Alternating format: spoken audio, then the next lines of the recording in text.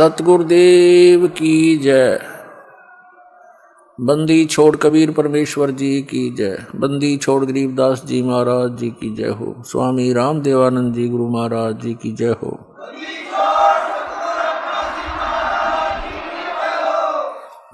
गरीब नमो नमो सतपुरुष को नमस्कार। गुरु की नहीं सुर नर मुनि जन साधुआ संतों सर्वसदी नहीं। सतगुरु साहिब संत सब डंडो तुम प्रणाम। आगे पीछे मध्य हुए तिनको जा कुर्बान। नराकार निर्विषम काल जाल भयभंजनम निर्लेपम निज निर्गुणम अकल अनुवेशुंदनम। सोहम सुरति समाप्तम सकल समाना निर्तल। उज्ज्वल हिरंबर हरदमम बेपरवा अथाह वार पार नहीं मध्यतम। गरीब जो सुमर सिद्ध होई गणनायक गलताना। करो अनुग्रह सोई पारस पद परवाना। आदि गणेश मनाहूँ गणनायक देवन देवा। चरण कमल लौलाऊं आदंत करूं सेवा। परम शक्ति संगीतम रिधि सिद्धि दाता सोई। अवगत गुण अतीतम सत्पुरुष निर्मोही। जगदम्बा जगदीशम मंगल रूप मुरारी। तन मन अर्पों शीशम भक्ति मुक्ति भंडारी। सुर नर मुनि जन ध्यावे ब्रह्मा विष्णु महेशा। शेष सहस मुख गावे पूज्य आज गणेशा। इंद्र कुबेर सरीखा वरुण धर्म राय ध्यावे। समरथ जीवन जी का मन इच्छा फल पावे। 33 कोटि धारा ध्यावे से 88। उतरे बहुजल पारा कट है यम की फांसी। 33 कोटि धारा ध्यावे से 88। उतरे बहुजल पारा कट है यम की फांसी। कर जोरूं विनती करूं धरूं चरण पर शीश। गुरु जी राम देवानंद जी महाराज ने दियो नाम बख्शीश। कोटि कोटि सिजदा करूं कोटि कोटि प्रणाम। चरण कमल में राखियो मैं बांधी जामे गुलाम। कुत्ता हूँ गुरुदेव का रामपाल दास का नाम। गले प्रेम की जेवड़ी जहाँ खेचो वहाँ जाऊं मैं। तो करो तो बावड़ू दूर दूर करो तो जाऊं। ज्यों राखो त्यों ही रहूं जो देव सो खाऊं। परम पिता परमात्मा पूर्ण ब्रह्म सारी सृष्टि के रचनहार कबीर परमेश्वर जी की असीम रजा से पुण्यात्माओं आप ये यथार्थ भक्ति ज्ञान सुन रहे हैं।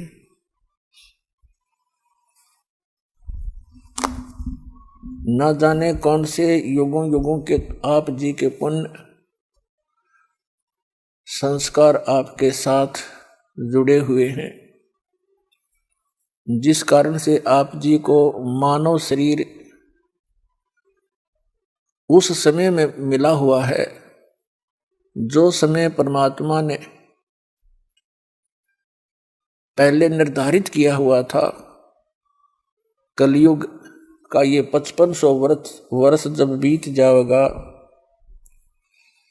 उस समय परमात्मा ने कहा था कि सभी पुण्यात्माओं को सतभक्ति का संदेश देकर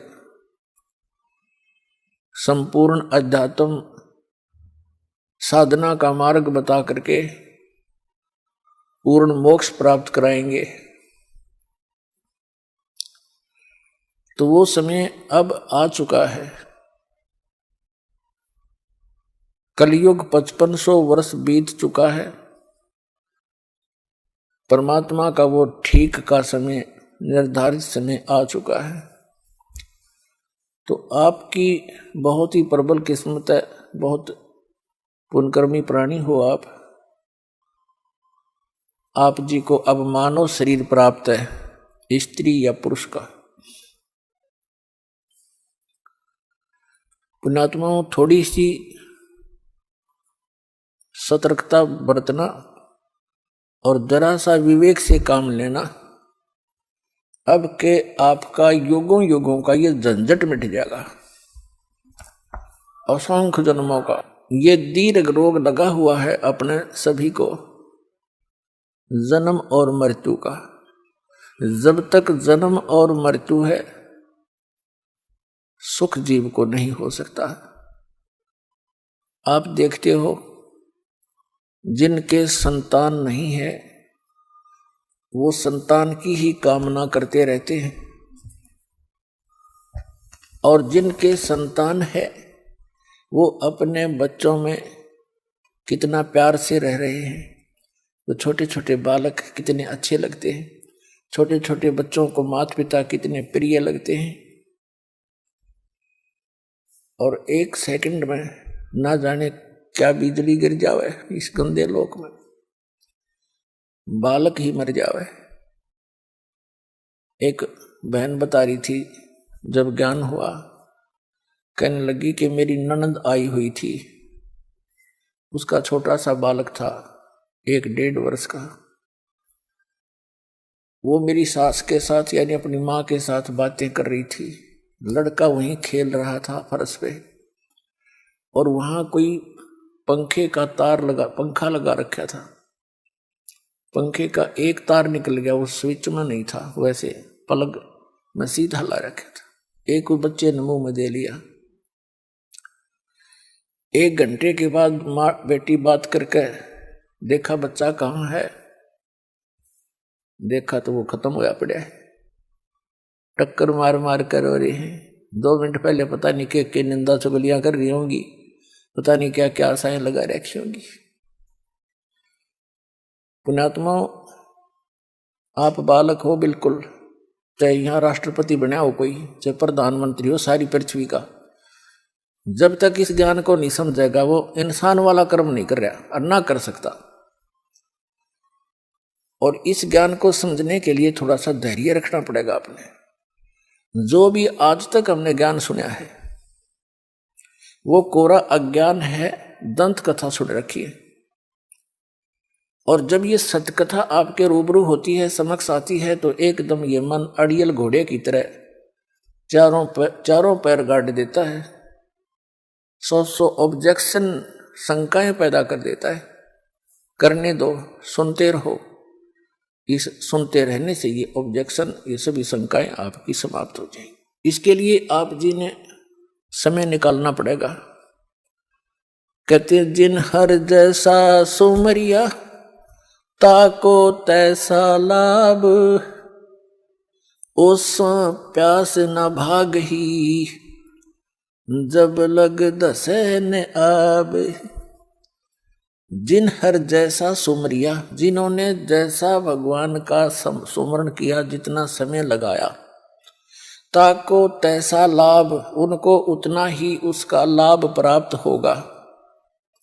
और कहते हैं परमात्मा कबीर जी कि ओसा प्यास न भाग ही, ओस के चाटने से प्यास समाप्त नहीं हो सकती जब तक दसे न आब, यानी जब तक गट गट 2 गिलास पानी नहीं पीवा आदमी प्यास ना बुझ जाए ओस चाटने तक। तो एक काम चलाओ उसी भक्ति करने से, ये तो ओस चाटने वाली बात है। तो इसके लिए गट गट गिलास पीने के लिए आप जी ने समय निकालना पड़ेगा। और कौन सा समय निकाले? जैसे आपके पास बहुत समय है जिसको हम दुरुपयोग करते रहे, जैसे 8 घंटे ड्यूटी देते हैं, ये तो कर्मचारी अधिकारियों के लिए समझ लो।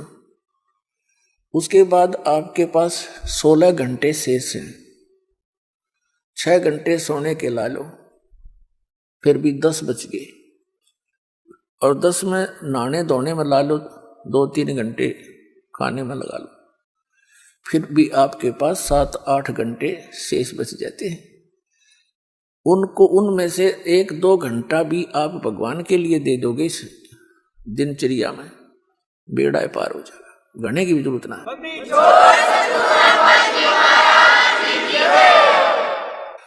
तो पुण्यात्माओं, जैसे हमने पहले शिक्षा का ज्ञान नहीं था और शिक्षा की कोई हम आवश्यकता भी ना समझा करते, हमने देखे हमारे दादे परदादे सारे अपने परंपरागत कार्यों को करते रहे। किसान है, किसान के काम में लगे रहे, पिछली सारी पीढ़ियों की जितने भी याद हैं।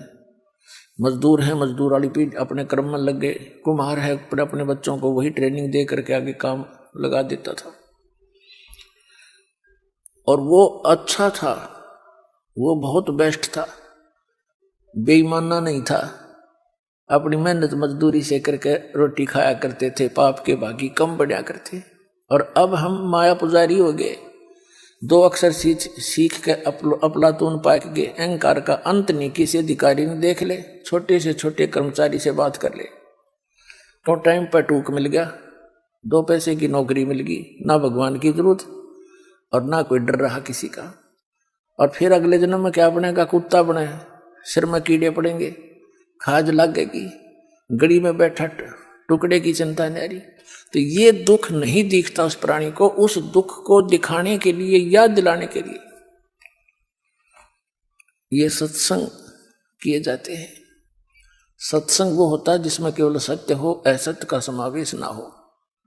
और सत्य केवल परमात्मा ही बता सकता है, दूसरा सत्य बोल ही नहीं सकता, बता ही नहीं सकता। तो वो परमात्मा कौन है जो सत्य बोलता है? वो सत्य साहिब है। सत्य साहिब, सच्चा साहिब, जिसके सारे काम सत्य, वो स्वयं भी सत्य।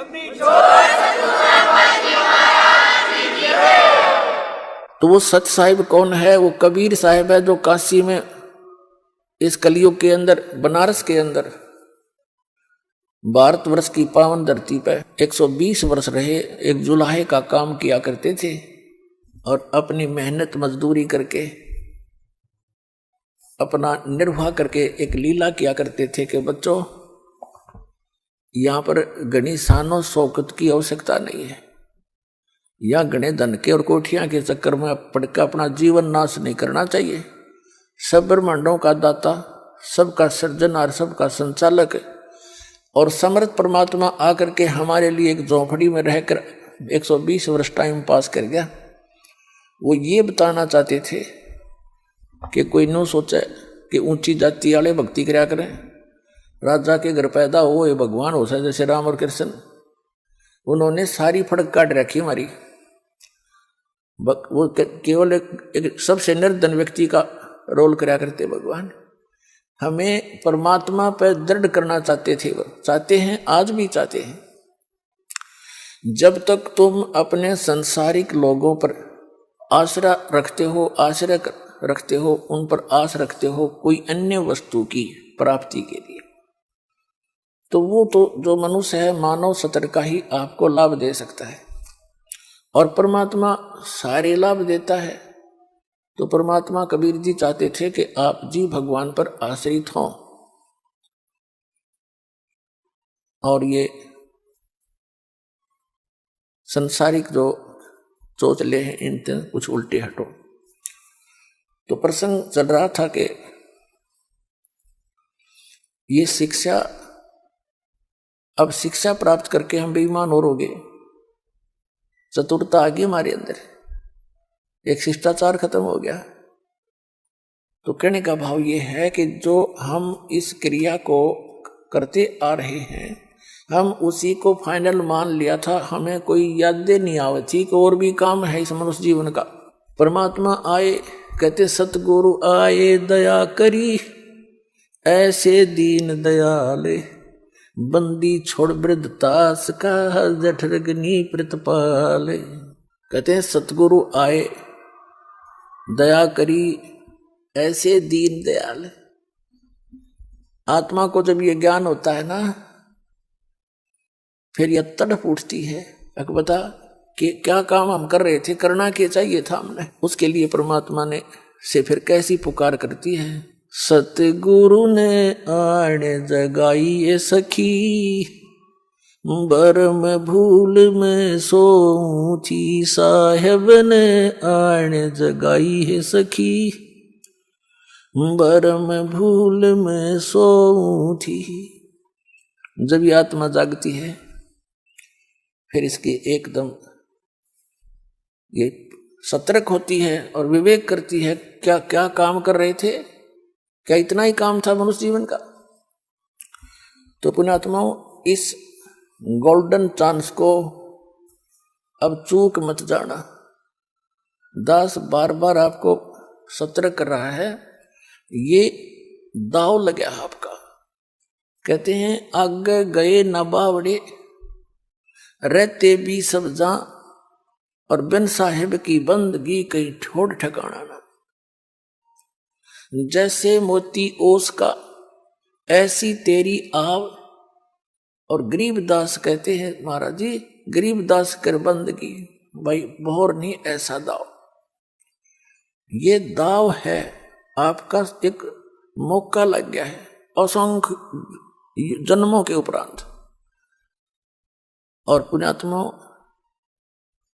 समझदार व्यक्ति, परमात्मा ने पहले शिक्षा दी है, इसे कुछ चतुरता ही है, इस चतुरता का ही दुरुपयोग ना करके सदुपयोग करें। आज इतने इंटेलिजेंट है मानो, कोई एडवोकेट बना है, कोई जज बना है, कोई इंजीनियरिंग कर रहा है, कोई डॉक्टर बन गया है, और कंप्यूटर तक की खोज कर ली।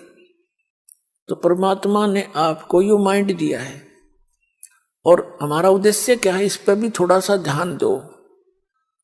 आज आपने बालक पढ़ा दिया, बेटा या बेटी, अच्छी पोस्ट मिल गई। एक बता रहा था मेरा लड़का एसडीएम सिलेक्ट हो गया, ब्याह की तैयारी कर रखी। बता रहा था मेरा रिश्तेदार का, वो भी अच्छी पोस्ट थी उसकी, उसका पुत्र एसडीएम सिलेक्ट हो गया, ब्याह की तैयारी थी। और वो अपने मित्रों को इनवाइट करने के लिए जा रहा था, दुर्घटना होगी।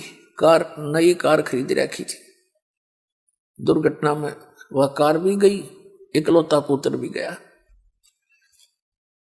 अपने आत्माओं, आप बहुत गहराई से सोचो, तो 10 बार आपको ये आपके ऊपर से मैल हटा रहा है। आपकी बुद्धि इतनी दब चुकी है, इसको इतना ज्ञान देकर मुश्किल से उबारा जाता है। और इस ज्ञान को आधार बनाकर कदम रखो इस भक्ति के मार्ग में, तब आप सफल हो पाओगे। प्रसंग चल रहा था कि ओसा प्यास न भाग ही, जब तक दसे नहीं आब। तो कम से कम पूरे 24 घंटे में से आप 2 और 3 घंटे भी भगवान के लिए दे दोगे ना, आपका काम बढ़िया पड़ा है। पर मर्यादा में रहना, मर्यादा से बाहर नहीं होना।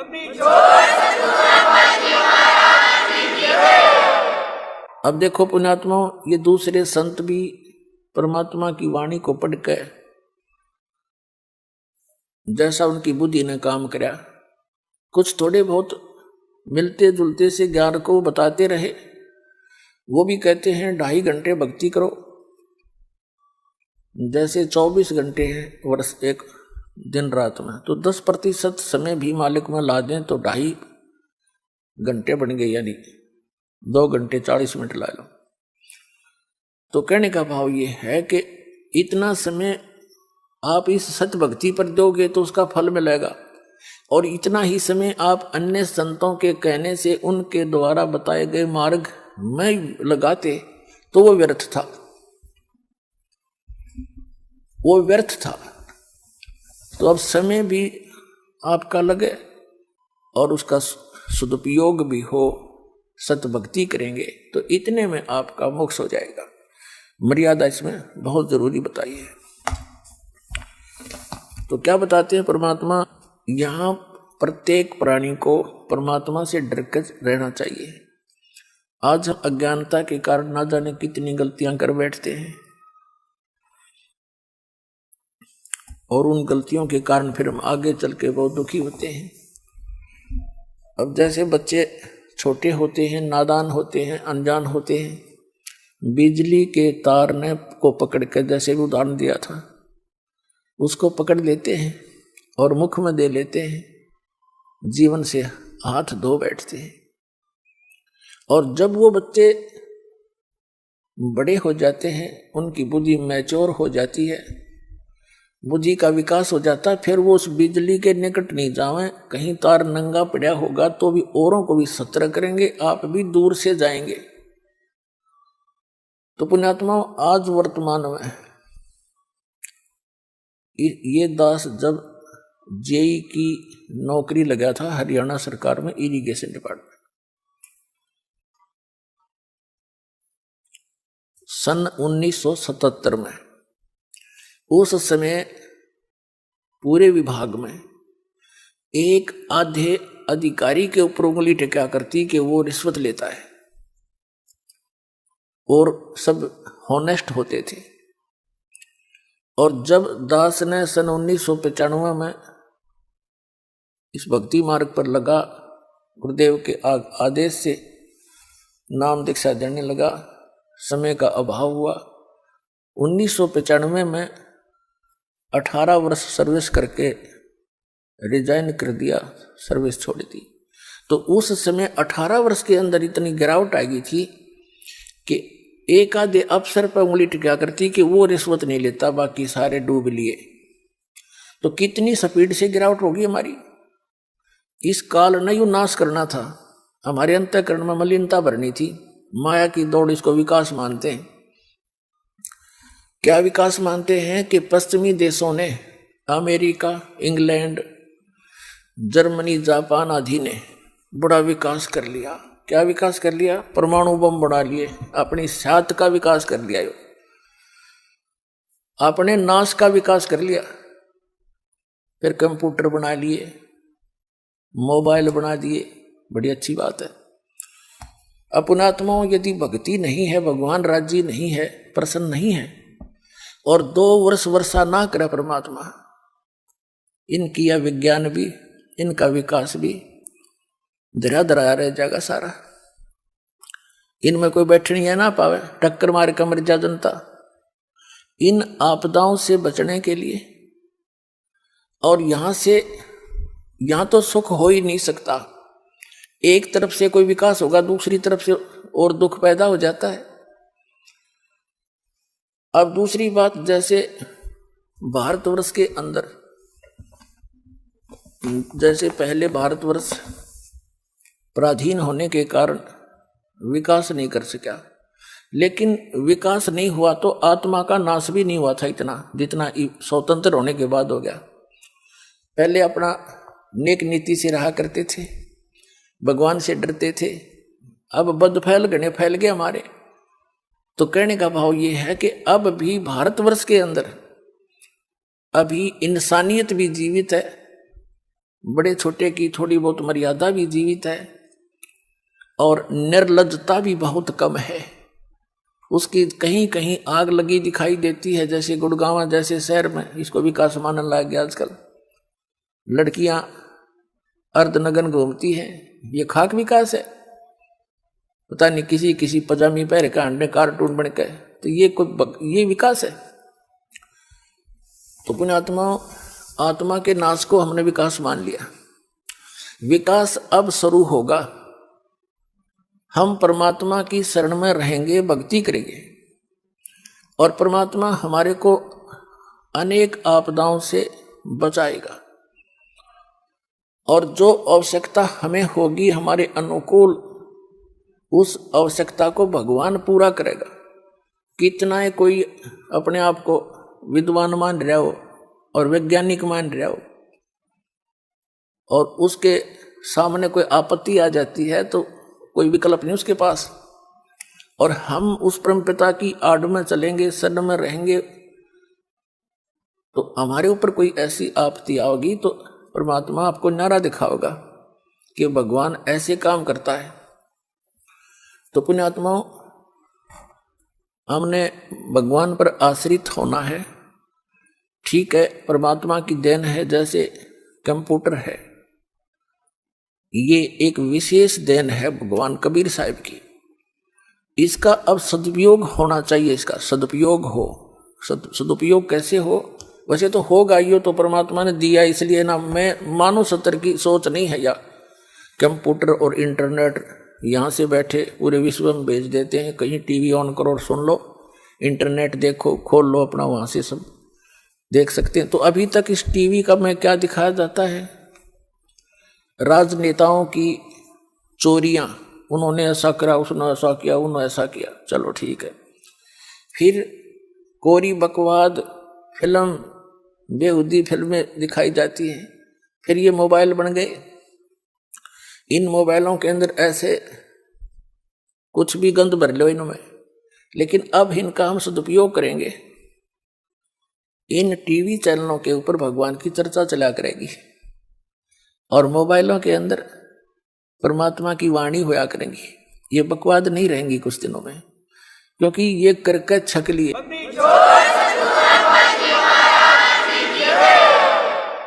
अब जैसे एक बार ये दास गोवा स्टेट में सत्संग करने गया था, गोवा के अंदर, वहां 5 दिन का सत्संग किया, और वो कुदरती उस समुद्र के किनारे ही 5-7 एकड़ यानी 1800 फुट की दूरी पर एक मैदान था, वहां सत्संग किया। फिर वहां घूमने चले गए उस समुद्र का किनारा देखने के लिए साथ में ही। तो वहां क्या देखा, वहां पर ये विदेशी पर्यटक आए हुए, बहन बेटियां एक लंगोट में पड़ी वहां पर, और वो उनके पति भी वहां पर ऐसे ही। फिर देखा, एक आध से बात की, तो वो भाषा हमारी समझा नहीं, हम उनकी समझा नहीं। तो दूसरे किसी ने बताया कि ये बड़े रईस व्यक्ति हैं, बड़ी फैक्ट्री है इनकी वहाँ, कोई इटली से आया था, कोई इंग्लैंड से आए थे, और यहाँ किस लिए आए? मैंने पूछा फिर यहाँ के क्या कर रहे हैं, ये रेत में लेट रहे, कि ये कहते हैं यहाँ जो आनंद है वो कहीं नहीं है। फिर उनको ठिया शर्मा मारोगे जब रेत में आनंद आता है। फूट गया।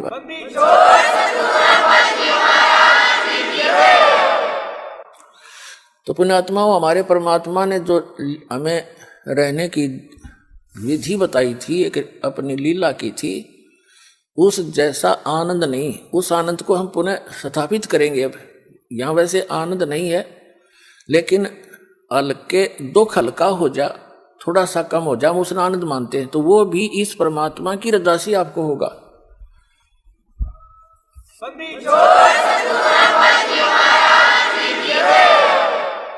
तो वो कैसे होगा? जैसे एक अंग्रेजी में कहावत थी, simple living and high thinking.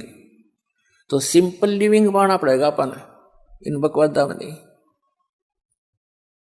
हम देखा देखी दूसरों को देखकर हम अपना फैशन बनाते हैं, और जब हम इस फैशन से छकलेंगे, हम आना वहीं पड़ेगा, कपड़े पहनने पड़ेंगे। नंगे थे कुत्ते बन का अपन आडा करेंगे, कुतिया बन कहिए ये एक लंगोट बांधे पड़ी बकवास करे बाल भगत भी, व्यक्ति भी। तो कहने का भाव ये है, हम मनुष्य का जो जीवन दिया है परमात्मा ने, उसको मनुष्य की तरह ही जिए। हम पशु पक्षियों की तरह इस जीवन को व्यर्थ ना करें। तो क्या बताते हैं परमात्मा? मन तू पावेगा अपना किया रे, भोगेगा अपना किया रे। मन तू पावेगा अपना किया रे, भोगेगा अपना किया रे। मन तू पावेगा अपना किया रे, भोगेगा अपना किया रे। भाई, राजा राम की कार उलंगी, गई सीता लंक मंजारे। राजा राम की कार उलंगी, गई सीता लंक मंजारे। 10 मस्तक रावण के काटे, विभीषण को राज दिया रे। मन तू पावेगा अपना किया रे, भोगेगा अपना किया रे। भाई लंका तोड़े बिलंका रे तोड़ी, वो अहि रावण से मारे। लंका तोड़े बिलंका रे तोड़ी, अहि रावण से मारे।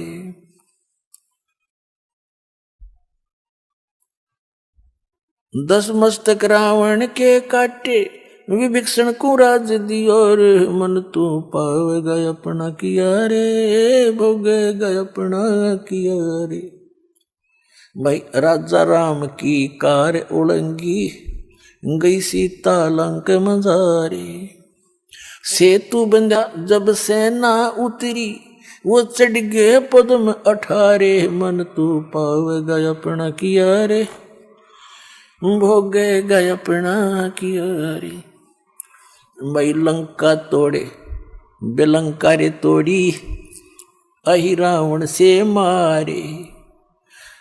10 मस्तक रावण के काटे, विभीषण को राज दिया रे। मन तू पावेगा अपना किया रे, भोगेगा अपना किया रे। भाई प्रहलाद पैज परवान करी है, धर नर सिंह अवतारे। प्रहलाद पैज परवान करी है, धर नर सिंह अवतारे। दीन दयाल दया कर उतरे, एरणा कुश उदर विदारे। मन तू पावेगा अपना किया रे, भोगेगा अपना किया रे।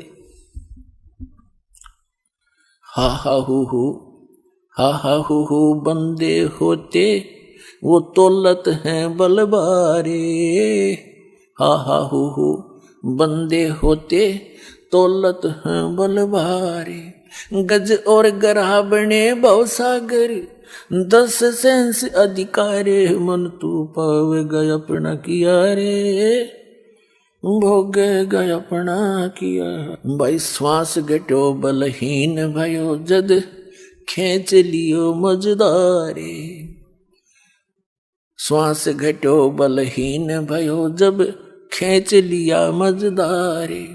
अर्ध नाम रसना से टेरा, सुमरत है रंकारे। मन तू पावेगा अपना किया रे, भोगेगा अपना किया रे।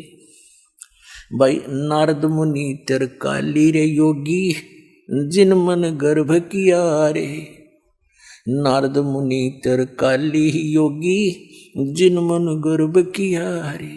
पल में पूत बहतर जाए, रोवत केस उपाड़े। मन तू पावेगा अपना किया रे, भोगेगा अपना किया रे। भाई कृष्ण गुरु दुर्वासा होते, 56 कोटि सिंगारे। कृष्ण गुरु दुर्वासा रे होते, 56 करोड़ सिंगारे। अम्बरीश कह चले अपूठे, वो दुर्वासा से हारे। मन तू पावेगा अपना किया रे, भोगेगा अपना किया रे। भाई दुर्योधन और दुशासन को, द्रौपदी चीर उतारे। दुर्योधन और दुशासन को, द्रौपदी चीर उतारे। अंधे को पीन दी थी, वो बढ़ गए अंत अपारे। मन तू पावेगा अपना किया रे, भोगेगा अपना किया रे। मन तू भाई भीष्म पिता और द्रोणाचार्य, ये कर्ण से बाणों मारे। भीष्म पिता और द्रोणाचार्य, कर्ण से बाणों मारे। महाभारत में टटीरी के राखे, घंटा टूट पड़ा रे। मन तू पावेगा अपना किया रे, भोगेगा अपना किया रे। मन तू पावेगा अपना किया रे, भोगेगा अपना किया रे। भाई 33 करोड़ 33 कोटि यज्ञ में आए, वो 88 सारे। 33 कोटि यज्ञ में आए, 88 सारे। 12 कोटि वेद के वक्ता, वहां सुपच का शंख बजा रे। मन तू पावेगा अपना किया रे, भोगेगा अपना किया रे मन तू, पावेगा अपना किया रे, भोगेगा अपना किया रे। भाई चमरा कनक जनेऊ काढ़ा, वो व्यपरत पंडित सब हारे। भाई चमरा कनक जनेऊ काढ़ा, विपर पंडित सब हारे। जुल्हे के घर बालद आई, जिसके केसों से बन जा रे मन तू, पावेगा अपना किया रे, भोगेगा अपना किया रे। मीराबाई को मारन लागे, जहर का प्याला प्यारे। मीराबाई को मारन लागे, जहर का प्याला प्यारे। पीवत ही अमृत हो लाग्या, हो गया सर्द ही और मन तू, पावेगा अपना किया रे, भोगेगा अपना किया रे मन तू, ए भोगेगा अपना किया रे। भाई कंस के सीचा नौर खपावण, उन जीते मल अखाड़े। भाई कंस के सीचा नौर खपावण, जीतन मल अखाड़े। कृष्ण को तो यश दिया है ये कबीर ने कारज सारे, मन तू पावेगा अपना किया रे, भोगेगा अपना किया रे मन तू, पावेगा अपना किया रे, भोगेगा अपना किया रे। भाई शंखों कृष्ण करें खवासी, धन तू सृजन हारे। ये शंखों कृष्ण करें चाकरी, धन तू सृजन हारे। दास गरीब करे को सरवर, ऐसा शीश हमारे मन तू, पावेगा अपना किया रे, भोगेगा अपना किया रे मन तू, पावेगा अपना किया रे, भोगेगा अपना किया रे। पुण्यात्मा परमपिता परमात्मा कबीर परमेश्वर जी ये सभी ब्रह्मांडों के रचनहार हैं, ये सर्वशक्तिमान हैं। श्रीमद् भगवत गीता अध्याय नंबर 15 के श्लोक नंबर 1 में 1 से और 4 में 16 और 17 में स्पष्ट किया है कि संसार रूपी वृक्ष है, जिसकी ऊपर को जड़ है, नीचे को तीनों गुण रूपी शाखा है। और जो संत इस पूरे वृक्ष के विभागों को अलग अलग डिफाइन कर दे, परिभाषित कर दे, बता दे, उसको जानता है मूल सहित, स वेदवित, वो वेद के तात्पर्य को जानने वाला, अर्थात वो तत्वदर्शी संत है। तत्वदर्शी संत की प्राप्ति के उपरांत परमेश्वर के उस परम पद की खोज करनी चाहिए, जहां जाने के बाद साधक कभी लौटकर संसार में जन्म मृत्यु में नहीं आता। तो परमेश्वर ने 600 वर्ष पहले भगवान खुद आए थे, कबीर परमात्मा, वो अमर पुरुष, सत्य पुरुष। कबीर जी सत्य पुरुष हैं। उन्होंने अपने द्वारा रची हुई सृष्टि को, और सभी सदग्रंथ उन्हीं की देन है, जिस सत्तर का जिसने चेष्टा की है। तो उस परमात्मा ने बताया था, अक्षर पुरुष एक पेड़ है, ये सरपुरुष जिसको ज्योति निरंजन काल कहते हैं, जो 21 ब्रह्मांड का स्वामी है, श्री ब्रह्मा, श्री विष्णु, श्री शिव जी के पिताजी है। अक्षर पुरुष एक पेड़ है, जैसे जमीन से बाहर जो पोर्शन दिखाई देता है तुरंत बाद, जमीन के तुरंत बाहर वो तना, वो तो अक्षर पुरुष समझो। उस अक्षर पुरुष के फिर एक मोटी डार है, एक मोटी डार समझो, होती तो काफी है, लेकिन उनमें से एक मोटी डार समझो, वो सरपुरुष है, ये ज्योति निरंजन।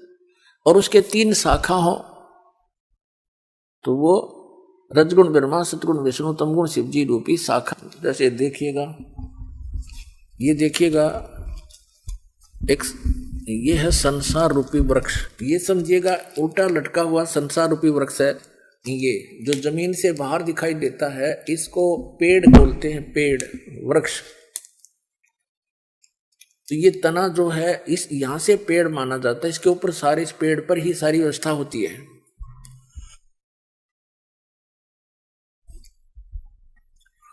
अक्षर पुरुष परमात्मा ने बताया, अक्षर पुरुष एक पेड़ है, निरंजन सरपुरुष वाकी डार, और तीनों देवा शाखा हैं ये पात रूप संसार। रजगुण ब्रह्मा, सतगुण विष्णु, तमगुण शिवजी रूपी शाखाएं हैं ये, और हम आप जी यहाँ पात रूप संसार।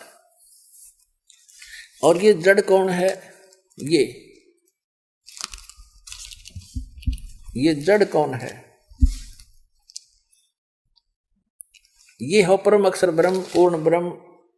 ये संसार रूपी वृक्ष की मूल है। और गीता अध्याय नंबर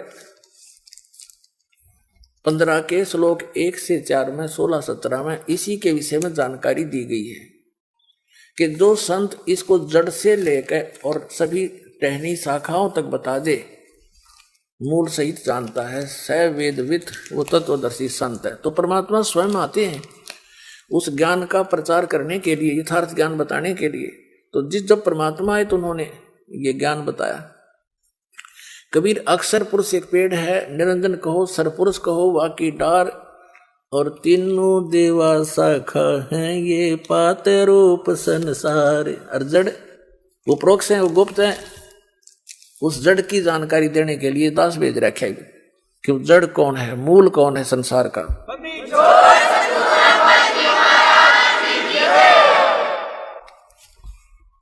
तो ये मूल जो है ये परम अक्षर ब्रह्म है। ये कबीर परमेश्वर है जो काशी में धानक रूप में, जुलाहा रूप में रहा करते थे। और वो खुद भी कहते हैं कि अवगत से चल आया, मेरा कोई भेद मर्म नहीं पाया। मात पिता मेरे कुछ नाही, ना मेरे गरदासी,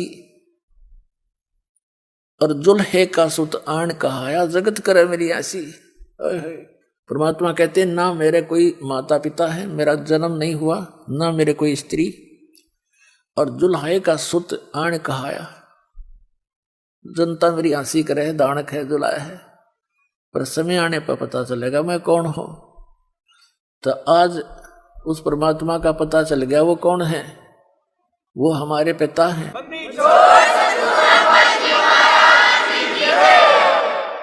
तो इसमें बताया है कि गीता अध्याय नंबर 15 के श्लोक 16-17 में 3 पुरुष बताए, एक सरपुरुष, एक अक्षर पुरुष। सरपुरुष ये ज्योति निरंजन है, इसके 21 ब्रह्मांड है, इतना ही ये प्रभु स्वामी है। और अक्षर पुरुष इसके 7 शंख ब्रह्मांड है, ये इतना ही स्वामी है। और ऑल ओवर कंट्रोल असंख्य ब्रह्मांडों का स्वामी, इंक्लूडिंग सरपुरुष और अक्षर पुरुष के ऊपर भी जिसकी सत्ता है, उन सहित सबका जो मालिक है वो कंप्लीट गॉड है, पूर्ण ब्रह्म है, कबीर साहब है, जो काशी में दानक रूप में आया था पुण्यात्माओं। हमने भगवान की डेफिनेशन का ही नहीं पता था अभी तक। कोई कुछ सट्टे मारे था, हमने वो भी मान ली, कोई कुछ तुक्के मारे था वो भी हमने मान ली, क्योंकि हमें कुछ ज्ञान नहीं था।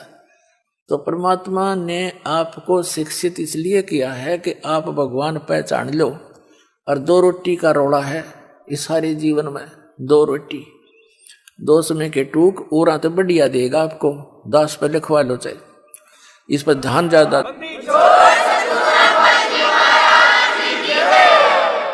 लेकिन हमने भक्तों की तरह रहना पड़ेगा, बकवादियों की तरह नहीं। हम अलग से एक ऐसा समाज तैयार करना चाहता है ये दास कि दुनिया ਨੂੰ देखे कि भगत हो तो ऐसे हो, हमारी बेटे ऐसे नेक हों, बेटियां नेक हों। अब भी बहुत से भक्त कहते हैं जी, ये चर्चा आम हो गई है कि भी बच्चों का ब्याह करे तो इस दास की संगत में करे, बीड़ी वह पीते नहीं, शराब वह पीते नहीं, हाथ भी ना लाते। आधा सुख तो बेटी ब्याह वाले ने उससे दिन हो जाए जो उस लड़की का पति दामाद एक नेक आत्मा हो, जीवन सफल हो जाता है।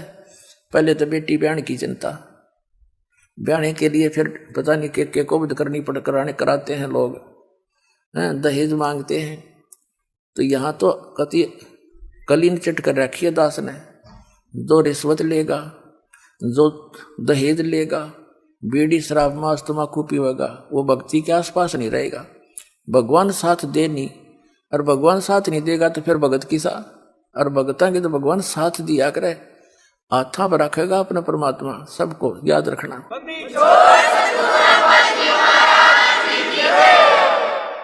और फिर ये समाज हमारा किसी भी फील्ड में जाओगा, चाहे कोई डॉक्टर बनियो, चाहे इंजीनियरिंग बनियो, क्योंकि रोटी के लिए चल रही है, इसमें थोड़ा बहुत तो हिस्सा लेना ही पड़ेगा आपसे। और चाहे कोई अन्य किसी फील्ड में भी जाओगा, भगवान से डर कर रहेगा, निर्भय होकर काम करेगा बेटा या बेटी, जहाँ भी, चाहे कोई बिजनेस में होगा या अपने घर में रहेंगे, शांति से रहेंगे। तो कहने का भाव यह है, जो हाहाकार माचरी से बताओ, वर्तमान में जजों पर भी उंगली टेक के कुछ लोग भ्रष्ट हो गए, प्रशासनिक अधिकारी, फिर कहाँ जावा ये जनता गरीब। राजनेताओं की ताब रोज कल की पार्टी देखो, किसने इतने को फला कर दिया, उसने इतने 1000 करोड़ का, लाख करोड़ का कर दिया। सिर में मारेंगे उन करोड़ों का, ज्ञान को नहीं। उस अनजान बालक की तरह बिजली के तार को मुख में दे बैठे ये, तो फिर हाथ भी ना लावा जहर दिखाई देगा। वो पैसा कहाँ से आता है? टैक्स का। टैक्स कहाँ से आता है? आपसे, गरीबों से। खून पसीने की कमाई करते हैं मजदूर, किसान या कोई भी गरीब है, तो वो उससे टैक्स, कपड़ा खरीदता उस पर टैक्स तो आपके ऊपर है सारा। तो उस टैक्स को कौन खाते हैं? जो भ्रष्ट लोग हैं वह खाते हैं, उस जहर को, विष को खाते हैं। और कहाँ ले जाएंगे? पीछे एक मुख्यमंत्री के बारे में हेलीकॉप्टर में जा रहा था, पता नहीं क्या क्या स्कीमें बना रखी होती, आगे का क्या क्या टारगेट था, हेलीकॉप्टर में मर गया पड़ के। अब कहाँ गई वो, उसकी वो जो बकवाद थी। अब गधा बन के फिर फरेगा, कि को मार के लटका होगा, कि भैंस बन के, किसी का जो ना बैल बन के, वो सारे पूरे करेगा। तो पुण्यात्माओं, आज सारी उल्टे काम हो गए। जो नौकरी पे लग जाते हैं उनको हम घनी शाबाशी दें, बड़े बढ़िया मानते हैं, उसके ऊपर तो बड़ा गजब भार बनता जा रहा है।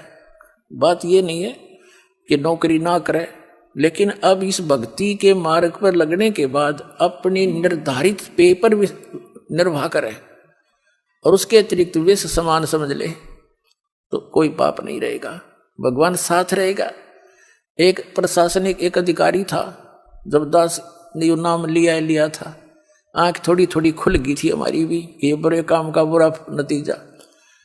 उसने रिटायर होने से पहले कमिश्नर रैंक का था एक, और किसी महकमे का वो डायरेक्टर लगा हुआ था। रिटायर होने से 6 महीने पहले पुत्री का ब्याह किया, इस उद्देश्य से कि सभी डिपार्टमेंटों के लोग लाओगे बेटी खातिर, कोई पैसे दे जाएगा, कोई सोने के कुछ कड़े बनवा देगा, कोई चूड़ी बनवा के लाओगा। ऐसा ही किया, ऐसा ही हुआ। कुछ तो लोगों से आया हुआ, अन्य अधिकारियों से, कुछ अपना जो जोड़ रहा था। और क्योंकि उसने लड़की भी जैसा उनकी बुद्धि काम करती है, अपने से दोगुने तिगुने ज्यादा पैसे वाले के ब्याही।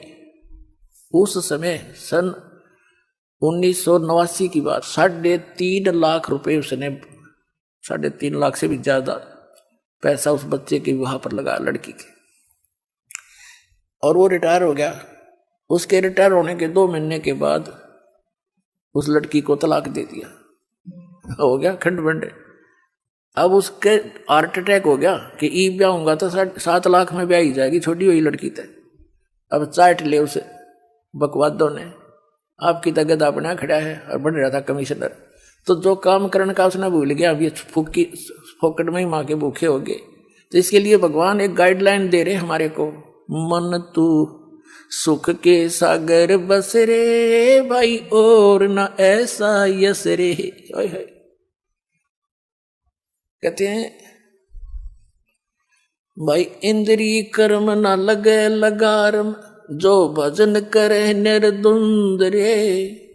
गरीबदास जग कीर्ति होगी, जब तक सूरज चंद्र है। कि डट के भक्ति करे अपने मालिक के सच्चे नाम की, आपका कल्याण होगा। इन बकवादों में मन नहीं रुचि करेगा, जब आपका सुमन बढ़ जाएगा, ये बकवाद अपने आप कम होती चली जाएगी। मन है, इसकी आदत है, ये तो अपना काम करता रहेगा, लेकिन ये इतना कंट्रोल में आ जाएगा आपका, जो आपको घसीट नहीं सकता, इतना टाइट कर दिया जाएगा इस ज्ञान से। पहले ये हमें घसीट ले जाता था, अब आत्मा में ज्ञान का और भक्ति का इतना वजन बन जाएगा, ये बुराई सोचता पल में पता नहीं क्या बकवाद सोच सकता, लेकिन ये घसीट नहीं सकता हमारे को। एक तो समर्थ का साथ, फिर भक्ति का वजन हो गया।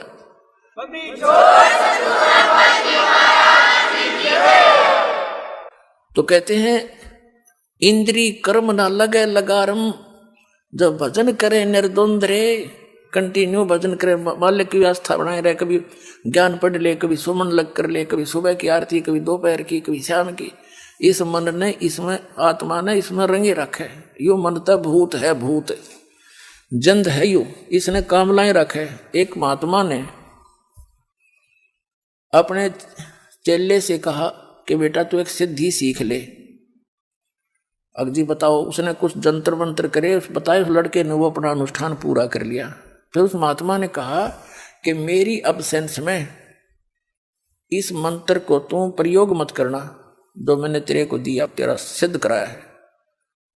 अच्छा जी, मैं बताऊं तभी करना मेरी प्रेजेंस में।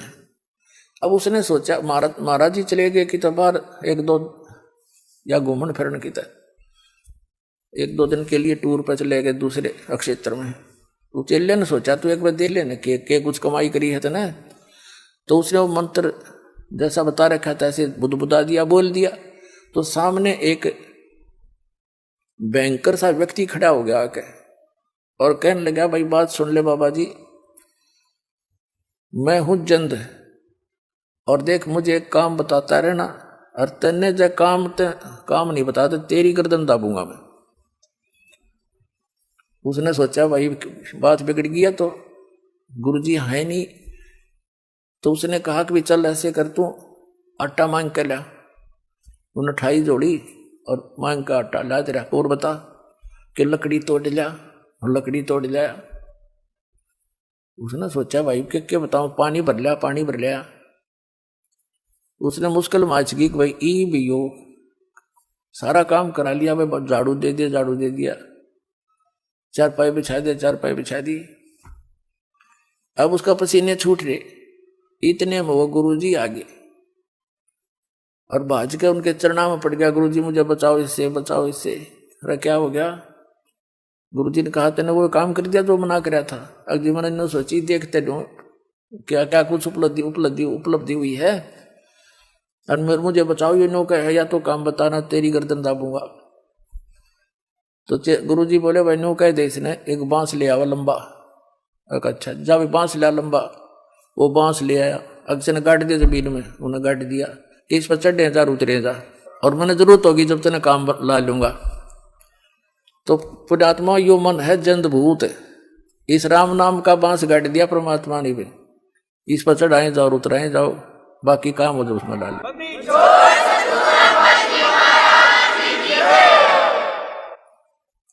तो पुण्यात्मा कहते हैं इंद्री कर्म ना लगे लगारम, जो भजन करे निर्द्वंद रे, और गरीबदास जग कीर्ति होगी जब लग सूरज चंद्रे।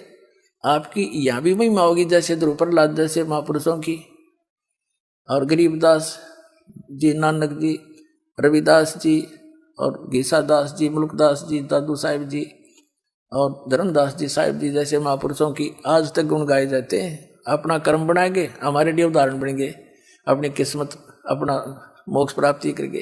तो कहते हैं इंद्री कर्म ना लगे लगारम, जो भजन करे निर्द्वंद रे, और गरीब दास जग कीर्ति होगी जब लग सूरज चंद्रे। मीराबाई जैसी महान आत्माएं आज तक आदर की दृष्टि से देखी जाती है। तो इससे आप जो दास आपको विधि बता रहा है, या खोज ही नहीं पावे, या तो मालिक की देन है, आपको आपकी किस्मत घनी प्रबल है, या आपको सहज में मिल गई।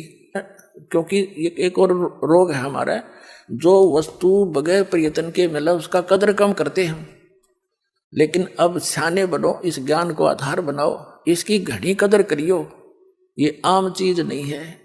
नानक साहिब जी को भगवान ने कहा था कि इस सतनाम को जिक्र मत करना, आप जाप करो।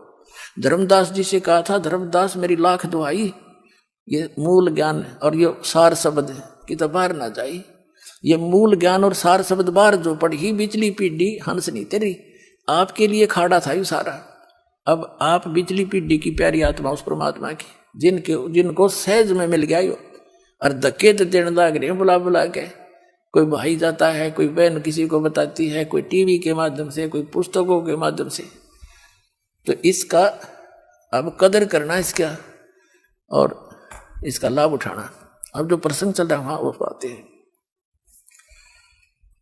क्या बताते हैं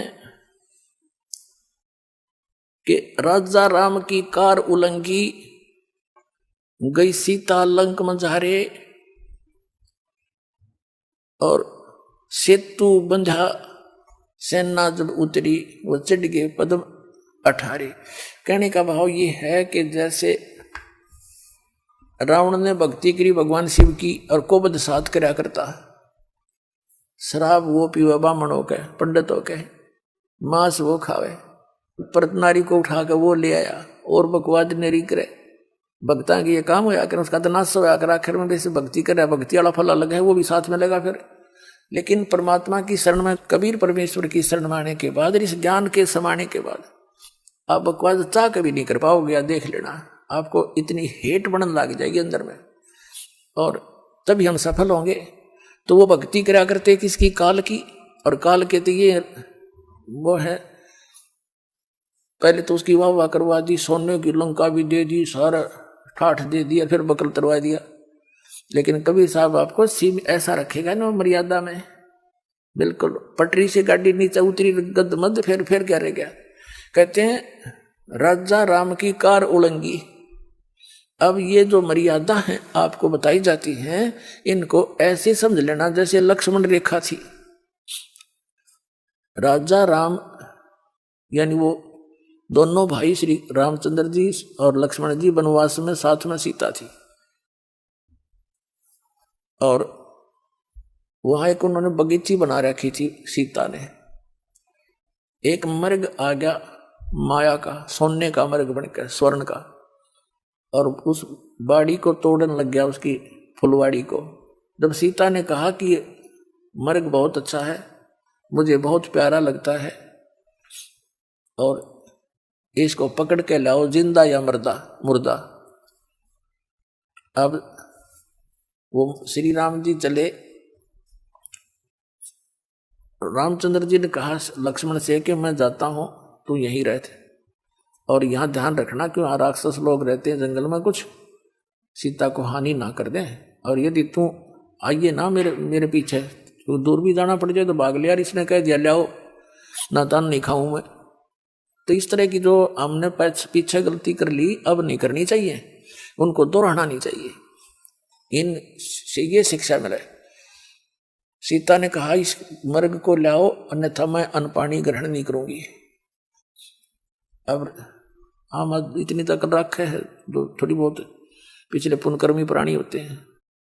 लक्ष्मण से कहा था कि मैं जाऊं हूं, जहां तक कोशिश होगी लाऊंगा इसको, लेकिन तू आइए मत, एकली ने छोड़ के इसने, और यदि आना भी पड़े तो इस ऐसे मंत्र है, इसको बोलकर चारों तरफ निशान इसके रेखा खींच के आना, और इसको बता देना इसे बाहर नहीं जाओ।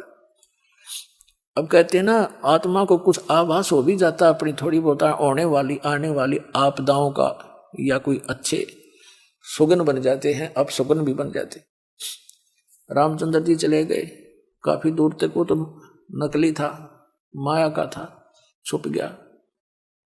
बहुत दूर निकल के पीछे से आकाशवाणी कर दी, हाय भाई मर गया लक्ष्मण।